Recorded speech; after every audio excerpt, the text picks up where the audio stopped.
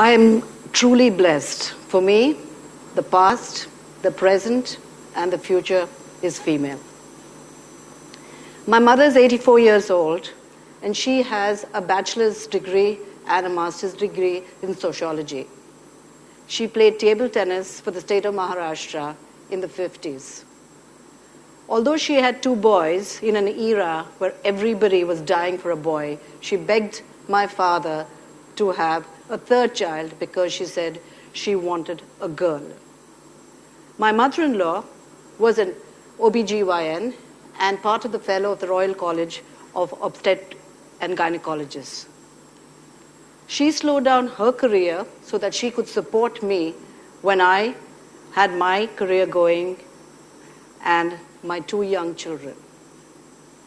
My aunt, Dr. Sharda Naik, was the only 16-year-old girl, actually only 16-year-old, who was there when Nehru raised the flag of independence in 1947.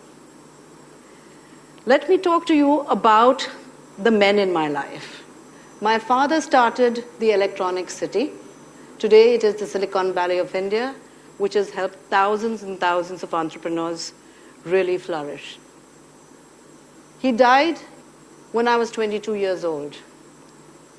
And the lessons that he gave me at the time have always stood me in good stead as an entrepreneur and as a good human being. The first lesson that he taught me was to always do things for someone for fun and for free, never to expect anything back in return. I learned what it was to pay it forward very early in life. Lesson number 2. It was really important as a girl that I was financially independent. He made sure that I had every opportunity that my brothers did, including buying me a bike. I used to keep borrowing bikes from my friends, and my mother was very upset when my father decided to buy me a bike. They were arguing at night, and I still remember when she said, "You know, that bus is going to run your daughter down." He said, "Yes, of course, the bus will only pick on your daughter, not on your sons. But then if that does happen, I don't have to worry about our daughter and that she has taken someone else's bike." Lesson number 3. He told me that it was very important to find a team. That if I was building a business, because my entrepreneurial urges started when I was 16, he said, find people who are hungry, find people who are loyal, treat them like gold during their good times. They will always be there during the bad times. At 16, during my summer break, I was sent to art school. I really cannot draw or paint to save my life. I have a good eye for talent and a good eye for art. So my art teacher was painting, and she did this amazing painting. So I asked her how much it was for her to do it on gray canvas and oil. She said 75 rupees. This is way back in 1983. So I offered her, without blinking, 150 rupees. I said, I'll give you a set of paintings that I want you to draw for me. I went and framed it. It cost me another 100 rupees, 250 rupees. And I sold it for about 1,000 rupees. This was at a time when my pocket money was 100 rupees. I kept on doing other ventures. My father, would give me a cash flow loan that I had to always return back. And then I turned out and went and became an engineer, because there was no way I could just be an entrepreneur without a degree. So I did a bachelor's in engineering, a master's in telecom, lived in Perth in the US, enjoyed corporate America. In 1999, during the internet boom, I joined a company called Rolero. We had 300 million in funding, and that 300 million was spent in a year. So I know what it is to spend $1 million a day. If that company existed today, it was really the cloud before its time. It would have been the most valuable company in the world. After that, there was no looking back. I decided I really had to take control and start my own businesses. So I've had 4 different stints at being an entrepreneur. And I have crashed and burned companies. I have raised money successfully and exited. I have done social impact firms, Jump Up, which is one of my, I would say, my pride and joy for the one that I crashed and burned.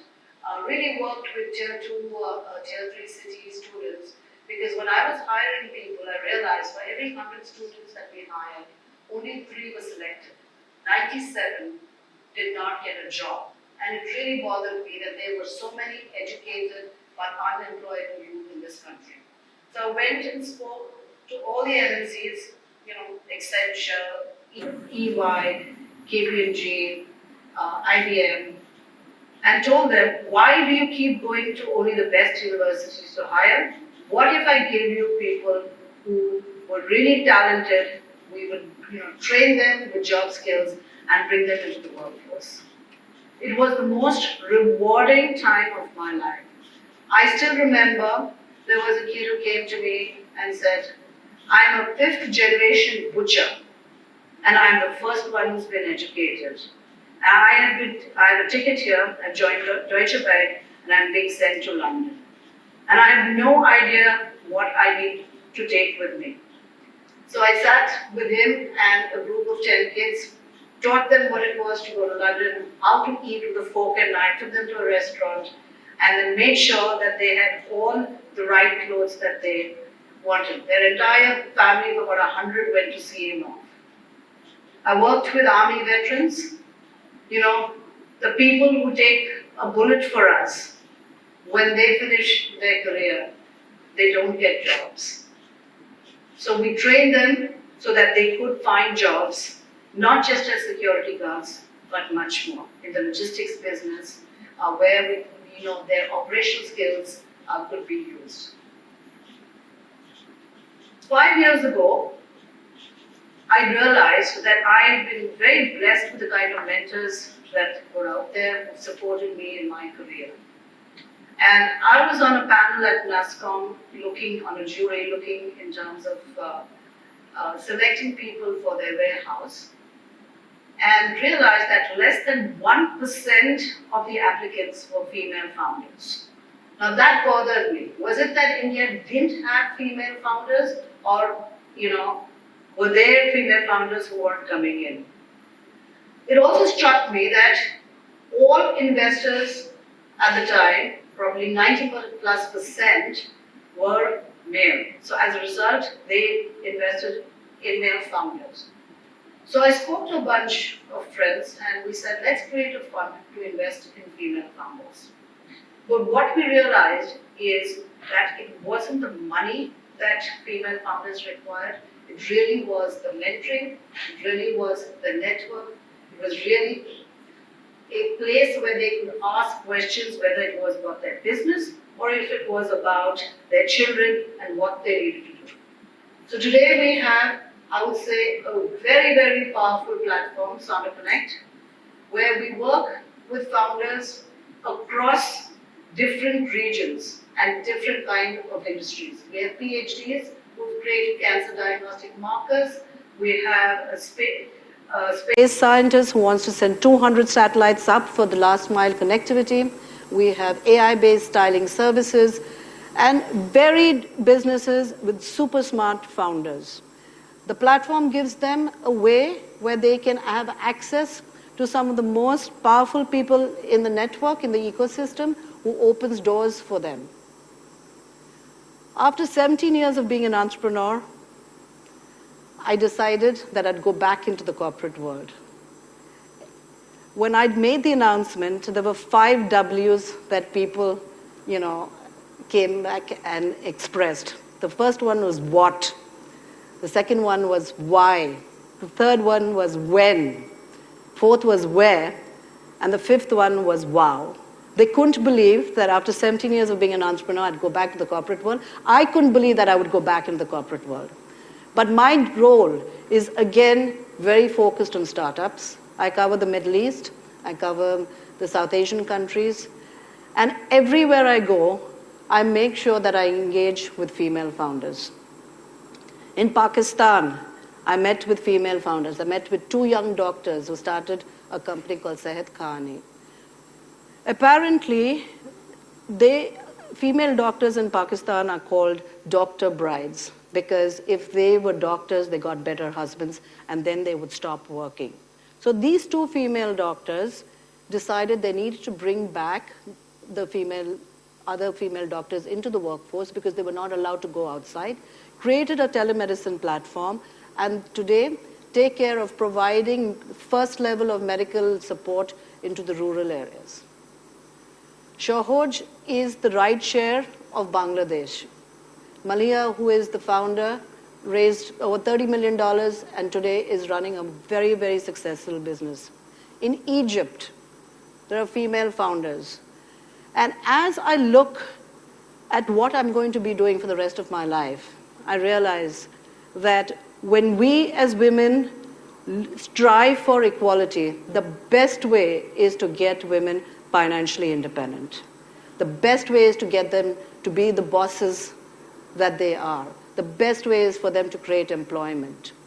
So as a result, I know that my lifetime goal is to work with 1,000 female founders. We've done 51.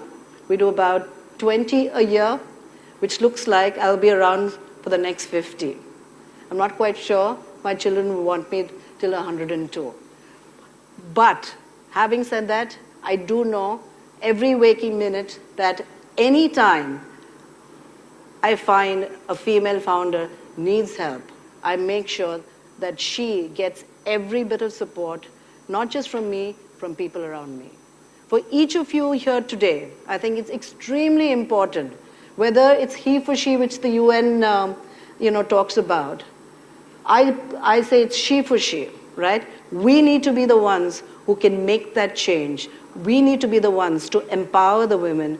And I will tell everyone that let's create the best female founders in the world and help them. Thank you.